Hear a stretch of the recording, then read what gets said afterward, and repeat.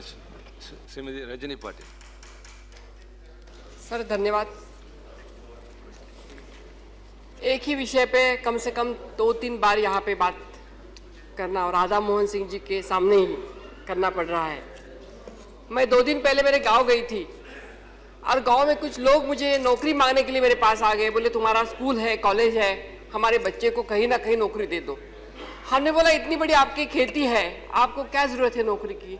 बोले बच्चे की शादी नहीं हो रही है। तो मुझे बहुत आश्चर्य हुआ कि इतनी बड़ी उनकी ज़मींदारी है और बच्चे की शादी नहीं हो रही है। तो हमने पूछा उनको कि शादी के लिए आपको नौकरी की कोई ज़रूरत पड़ी? तो राधा मोहन सिंह जी मुझे बहुत दुर्भाग्य से कहना पड़ रहा है कि वही किसान आदमी जिसकी ज़मीन है वो बोल रहा है कि मेरे बच्चे को इसलिए नौकरी की ज़रूरत है क्योंकि किसान है, इसलिए मेरे घर में कोई लड़की नहीं दे रहा है। ये आज के किसानों की वही सद्य वस्तुस्थिति है।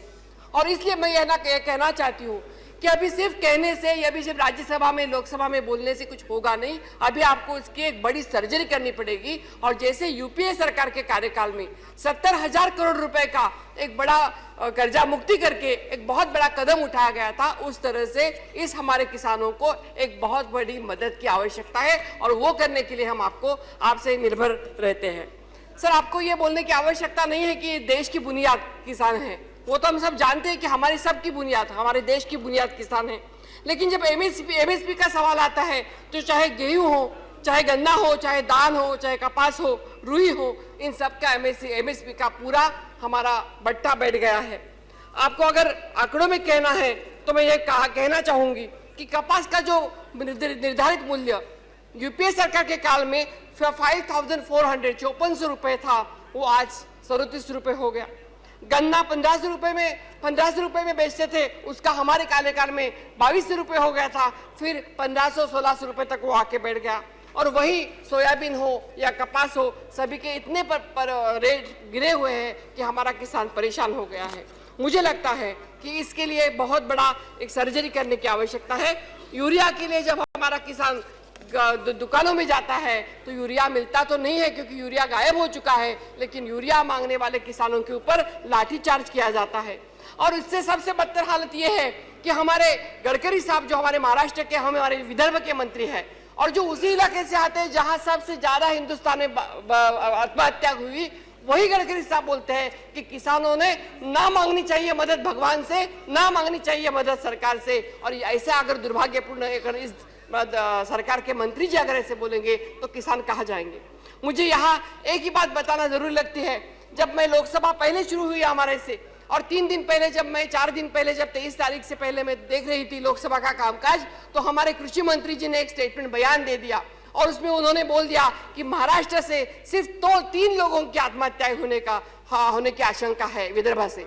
मुझे बहुत आश्चर्य हुआ क्योंकि जब हिंदू रिपोर्ट कहता है, हम सब एवरीडे, लोकमत के यहाँ पे विजय दल्ला जी बैठे हैं, एवरीडे 302 लोगों ने ये 3 महीनों में आत्महत्या की है।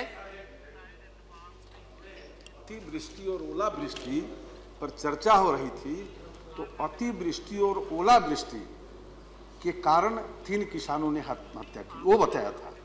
और पूरा जो डिटेल रिपोर्ट है वो आज मैं बताऊंगा। वो सिर्फ था कि अतिवृष्टि ओलावृष्टि जो 2-4-5 दिन हुए थे, उसके संबंध में राज्य सरकार ने जानकारी दी थी। आज मेरे पास पूरी जानकारी है और उसको हम बताएंगे। वो सिर्फ अतिवृष्टि ओलावृष्टि के एक लिमिट पीरियड के आंकड़े थे। सर हमें दुख इस बात का हुआ क्योंकि हम उस इलाके से आते हैं, मराठवाड़ा और विदर्भा से, और ये आत्महत्या हमारे आजू बाजू में हो रही है। वो शब्दों के मायाजाल में मुझे नहीं समझता। मैं भी एक किसान के घर से हूँ, तो मुझे नहीं मालूम कि कौन से ओलावृष्टि और इतना बड़ा हिंदी भी हमें नहीं आता है, लेकिन हमें एक समझता है कि हमारा किसान मरता जा रहा है, मारे जा रहा है।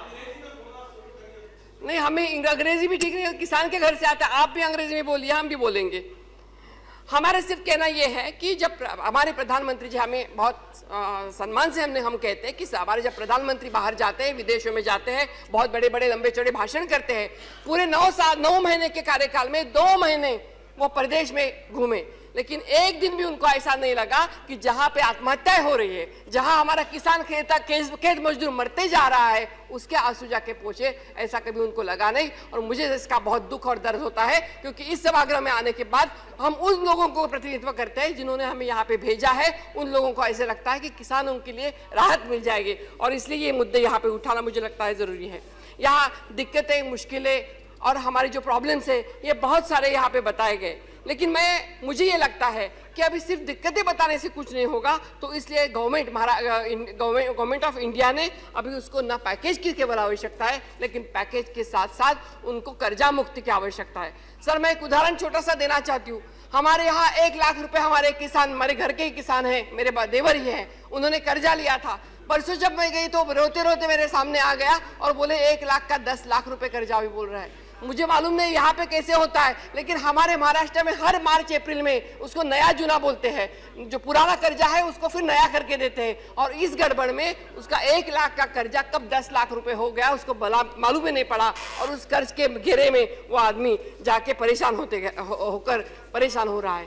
मुझे यही कहना है कि यहाँ पे हम भाषण करते हैं, बोलते हैं, सबने अभी यहाँ पे अपनी भावनाएं, लेकिन हम उस परिवार से आते हैं। सर, किसानों की हालत आज के तारीख में बदतर है, बहुत ही खराब है। जैसे मैंने पहले ही उठते हुए खड़े होते हुए बोला कि किसी को भी शादी के लिए तैयार है, छोटी 500 रुपए की नौकरी करने वालों को भी शादी के लिए तैयार है लड़की, लेकिन जिस परिवार से अगर लड़का किसान है बोलते हैं तो उस परिवार से शादी करने के लिए कोई भी तैयार नहीं है। ये किसान की हालत हो गई है। और फिर भी हम बोलते हैं कि किसान हमारा राजा है, बड़ी राजा है, और देश के 70%, 60% लोग हमारे किसान के ऊपर है। ये बहुत दुर्भाग्यपूर्ण है। मेरी यही विनती रहेगी सरकार से, और खासतौर पर राधा मोहन सिंह जी, बहुत जरूरी है।